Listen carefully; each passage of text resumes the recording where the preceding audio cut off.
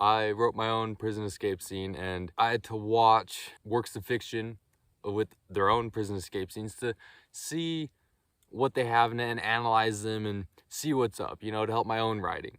And I noticed quite a few similarities with quite a few of them, and I feel like I was able to create my own outline, my own structure for an escape scene. Before we get into the video, there will be spoilers for Avatar: The Last Airbender and/or Harry Potter and the Prisoner of Azkaban and Guardians of the Galaxy. Before we get into the structure and how to write it, we should answer the why. Why do you want to write a prison escape scene? I mean, the obvious answer, your main character's in a prison and they need to get out. Duh. Beyond just getting your main character out of prison, there is so much more you can accomplish with a prison escape scene, and that can be furthering a theme or establishing characters' relationships with each other, and it can also just be furthering a character's arc or multiple characters' arcs. Take Andor, which has the best escape scene ever. Change your mind. If you haven't seen it, go watch it, as its escape scene is awesome. Because yes, the escape scene in that is getting Andor out of prison, but it's doing more than that. It is mainly furthering his arc, because he starts the story not really wanting anything to do with the rebellion or anything, just kind of minding his own business. He's still kind of against the Empire, but he doesn't want to get involved with the war or anything.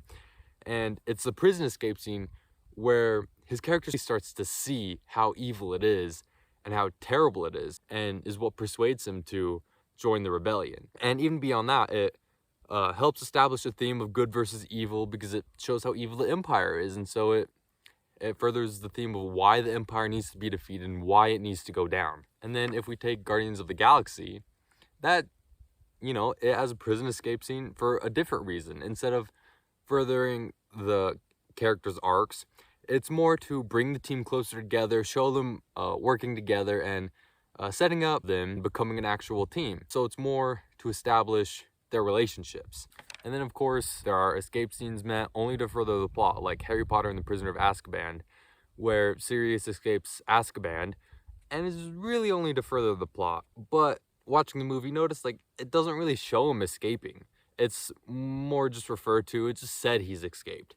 And that's because it's really only to further the plot, and there's not really much else to it, and so they decide to spend more time on the important scenes rather than the prison escape scene. So if you're writing an escape scene to further the plot, consider to not spend as much time on it and spend more time on other more important scenes. But of course, it's up to you. It's your story, and it's up to you to decide what's best for it. Okay, so you might have an idea of what you want your escape scene to accomplish now, but now how do we do that? How do we accomplish that? Where do we start? I've created an outline that consists of 3 main steps. The first step is create the prison.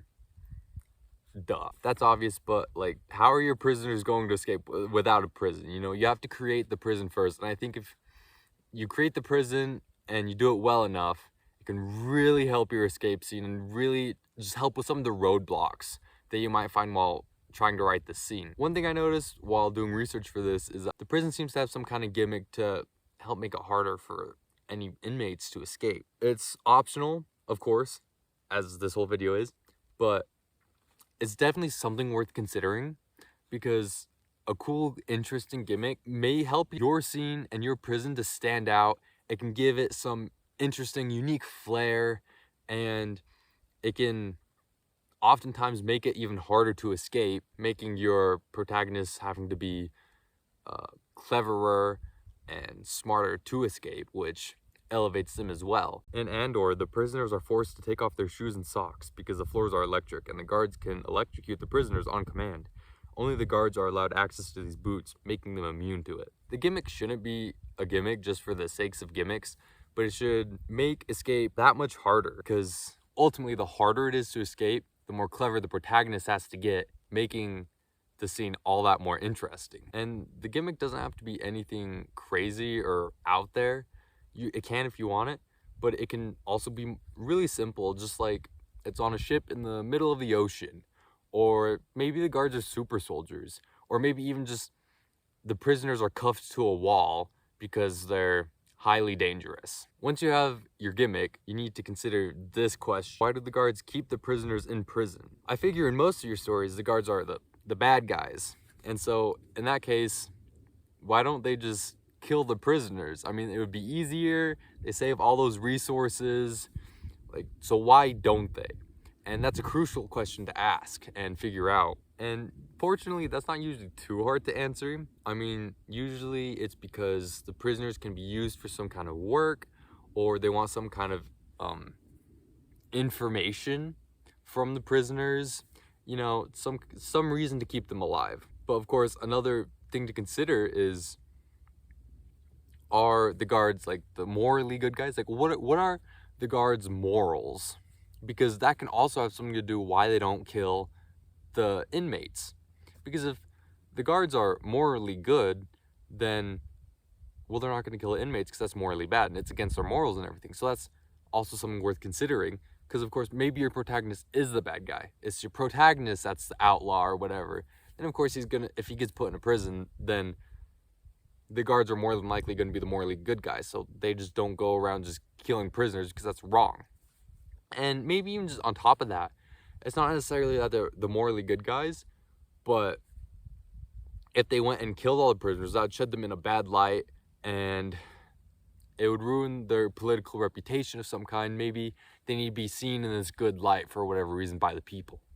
Because usually, flocks of people will usually see killing as bad. Take Avatar, for example, but the good one, not the one with the blue people. In Season 3, Episodes 14 and 15, Sokka and Zuko go to the Boiling Rock to rescue Sokka's father. In the episodes, we get a look into how the Fire Nation's prisons work. In this case, the Fire Nation are the bad guys, so why don't they just kill the prisoners? I'm sure Fire Lord Ozai would love to do that and would rather spend all those resources on the war effort. The Fire Nation, they don't see themselves as the bad guys. They see themselves as the good guys. And so if he did go ahead and kill all the prisoners, I'm sure that would sway some of the Fire Nation appeal and change some of their opinions. But what would his own nation think of him if they killed the prisoners? I'd assume not as much of the Fire Nation would be on board with the war. I mean, I don't know, maybe not, but it's definitely worth some considering. So why don't the guards kill the prisoners, and do their morals have something to do with that? Okay, so you know your guards, you know their morals, you have a gimmick. Now let's get to the actual prison setup. This part is pretty much up to you with however you want to create it, but there are some questions that you should keep in mind that will definitely help. Like, how do they feed the prisoners? How do the prisoners use the bathroom? What are the prisoners' pastimes, if any? If at all, how do they take care of the sick/troubled prisoners? Lastly, are there any accommodations that need to be made? Do the prisoners have powers? If so, how do they accommodate for that? Back to Avatar. In Season 1, Episode 6, Team Avatar visit a prison holding earthbenders. And so the firebenders need to accommodate for the earthbenders. They can bend earth, so they need to accommodate for that. How do they do that? Well, the prison is on a ship in the middle of the sea, away from any earth whatsoever. And so how are the earthbenders going to bend any earth when there is no earth to bend? Basically, if the guards know they will be housing a certain type of prisoner, whether they have special abilities or any other advantages, the prison is going to be structured around those abilities and suited to accommodate them. After you create a prison, look at it closely and try to find any weaknesses that could be exploited. Now, the weaknesses shouldn't be obvious. If the weaknesses are obvious to you, then they're obvious to the guards and should be accounted for. But rather, the weaknesses should be easily overlooked. But we'll come back to exploiting the prison later. That brings us to step 2, the protagonist. The protagonist is vital to escape because, of course, they're the ones going to be doing the escaping, right? One common aspect I've seen from all my research is that usually the protagonist has some kind of advantage that the guards can't really account for in any way. And this advantage comes into escaping the prison and helps our protagonist. Take Harry Potter and the Prisoner of Azkaban. In this, Sirius's advantage is that he can turn into a dog. And this is an advantage because the prison can't account for this because they don't know that he can turn into a dog, so they have no way of accounting for it. And that's his advantage, and that's inevitably how he escapes Azkaban. So find your protagonist's advantage, whatever it might be, and ask yourself this: how does this advantage play into the prison's weaknesses? Maybe one of the obvious weaknesses is small, and the guards know about it, but it can in no way be exploited by the prisoners, and only with your protagonist's advantage can it be exploited. A good example of this is the imprisoned episode in Avatar. The earthbenders are stuck in a metal ship in the middle of the ocean. The gimmick is that the prisoners are completely removed from any kind of earth that they could bend, but their advantage is Aang, the Avatar. He's an airbender, and the prison isn't designed to accommodate airbenders because why would it? They're all dead. That would be a waste of resources. So the protagonists have an advantage that in no way can be accommodated for.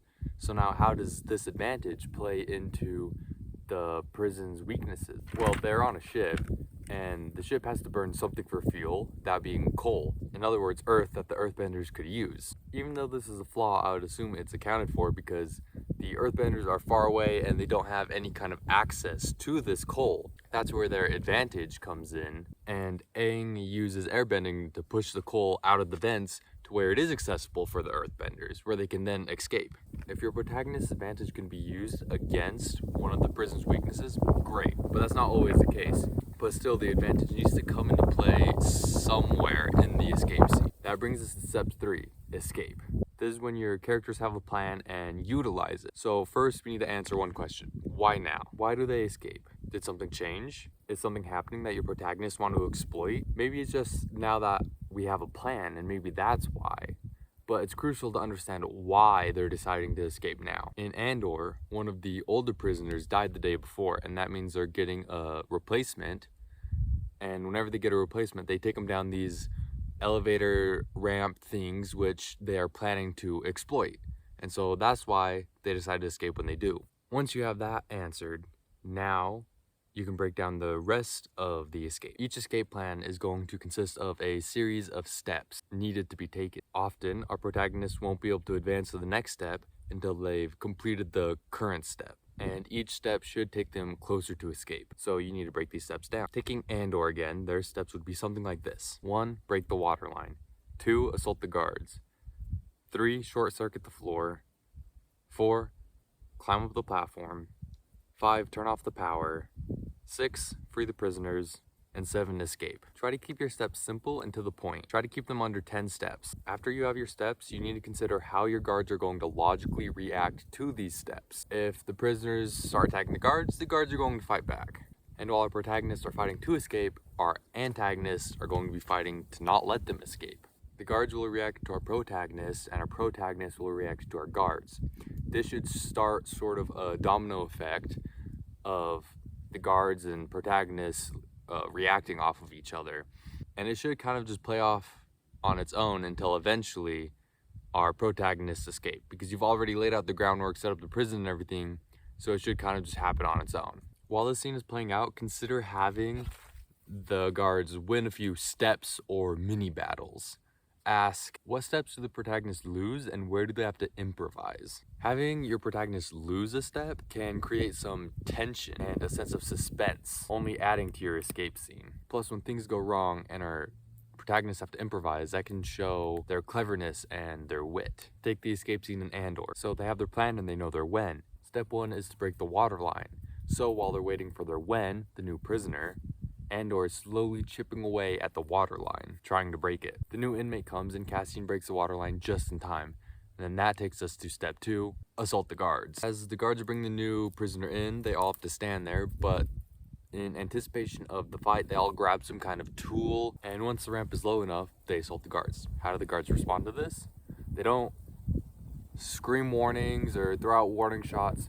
No, to the guards, this is a matter of life and death. The prisoners far outnumber them, and if the prisoners are attacking, they can kill them. It's a matter of life and death. So the guards are shooting to kill them. Step 3, short circuit the floor. This step comes from the guards' reactions. Once the guards realize what's going on, they go to electrocute the floors, another logical response. And the prisoners respond to this by climbing up onto the tables. Get off the floor, you won't get electrocuted. And because of the water that's now on the floor short circuits, allowing the prisoners to step freely onto the floor. Spark the floor! Spark the floor! Get on the tables! Get on the tables! Get up on the tables! Spark the floor!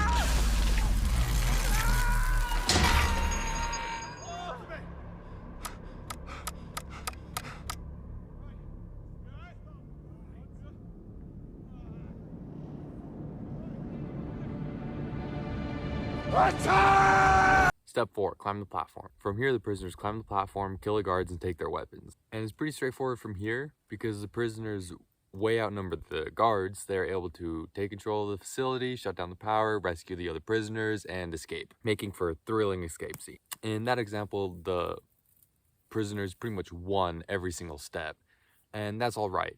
With the way that the prison and or is set up and everything, it kind of makes sense that they would win pretty much every step. And that's for you to decide if your protagonist should win every single step, and if so, which ones they should win. And there you have it. That's how you create an escape scene. So now let me give you an actionable step where you can actually apply and practice this information that I've given you. So let's create our own escape scenes with this template. I'll do it with you. There's no need for them to be over complex or anything, but of course, if you're using them for your novel or something, feel free to get as complicated and in-depth as you want. It's all up to you. So step 1, create the prison. Give the prison a gimmick and answer these questions. Why do they keep the prisoners alive? If at all, how do they take care of the sick and troubled? How do they feed the prisoners? How do the prisoners use the bathroom? What are some of the pastimes? And are there any accommodations that need to be made? And consider what the guards' morals are. In my escape scene, let's say it takes place in a futuristic environment where the antagonists are the government, and so they're morally right. That's why they keep the prisoners alive. The prisoners are kept in the middle of the ocean, much like the raft from Captain America Civil War. Prisoners are assigned to a cell where they are provided a toilet, some books, and a chessboard. The prisoners are allowed out of their cells into a mess hall 3 times a day for breakfast, lunch, and dinner. If the prisoners are sick, they are taken to an infirmary. In this futuristic landscape, many people are enhanced with cybernetics. And the prison takes care of this by restricting any kind of cybernetics. They will take any cybernetic limbs, and they will place restraining bolts on the prisoners that will disable any kind of other internal cybernetics. If the cybernetics are needed to live, the restraining bolts are specially designed to only restrain the other cybernetics and will keep the ones keeping you alive intact. Now that you have your prison set up, look for natural weaknesses that could possibly be exploited. So in my example, if someone can keep their cybernetics, they might possibly be able to interact with the high-tech nature of the prison. And also, how well do the restraining bolts actually work? Do they restrain all cybernetics? Maybe someone could have an advanced model that the restraining bolt isn't able to detect. That takes us to step 2, the protagonist. In this step, you need to answer, what advantage does your protagonist possess? And how does this advantage interact with the prison and its flaws? Our protagonist is named Ryder, and he was imprisoned for illegally selling high-tech, new-end cybernetics. His advantage is that he has access to the most cutting-edge cybernetics and has used some of it on himself. And so one of his cybernetic abilities is not detected by the restraining bolt, and he's able to use it. This ability is that he can tap into other electrical devices and hack into them and control them. So that takes us to our 3rd and final step, escape. The questions you need to answer are, why escape now? What are the steps to escape? How do the guards react to each step? And what steps do our protagonists lose and have to improvise? Or do they have a backup plan? So in my example, Ryder is escaping at night because there aren't as many guards around and it'll just be easier for him to escape. So Ryder's steps are 1, hack into the cameras, 2, open the cell door, 3, walk out of the prison, 4, steal a helicopter, and 5, escape. So night comes and Ryder makes sure that everyone is asleep, where he then hacks into the cameras and loops the feed. And the guards don't notice this, so they proceed as normal. Then he hacks into his door and opens it. But this wakes up his cellmate, and his cellmate demands to go with him. So they escape, and as they're walking down halls and everything, he continues stacking the cameras, looping the feed, so the guards don't notice that they're gone. They proceed to the hangar, but it's at this point that a guard comes by their cell and notices that they're gone. So he puts the base on alert and locks down everything, including the hangar bay. They are able to get into a helicopter, they untie all the tethers and everything, and they prep the helicopter so their helicopter is ready to go. But the hangar door is locked still, and that's going to cause the most problems. As Ryder is attempting to hack into the hangar door, the guards swarm the hangar because that's where they assume the prisoners are going to try to get to. And so while Ryder attempts to hack into the hangar door, his cellmate gets into a firefight with the guards. Finally, at the last second, Ryder gets the hangar door open and they're able to fly out and escape. It's rather simple escape scene, but I think it gets the point across. And one last thing you could add is some kind of ticking clock or time bomb if you want, like we have to escape in this amount of time or else. That can always add some more tension and can help make your escape scenes more interesting. I'll leave you with one last tip. All stories are a series of setups and payoffs. And so the more you set up, the more successful the payoff will be. The escape scene should be the payoff to all the setup you have hopefully already done. Feel free to take as much time as you want with setting up the prison and introducing all its aspects and leaving clues to how your protagonist will eventually escape. Because then when they do finally escape, it'll make it all that much more satisfying. And keep in mind that it's your story. If you feel that any of these tips or tricks don't particularly work for your story, feel free to go without them. It's your story and you've got to do what you think is best for the story. Well, that's the end of this video. I hope you found it informal and I hope you can use some of these tricks for your own escape scene or your own novel. Until next time, keep writing.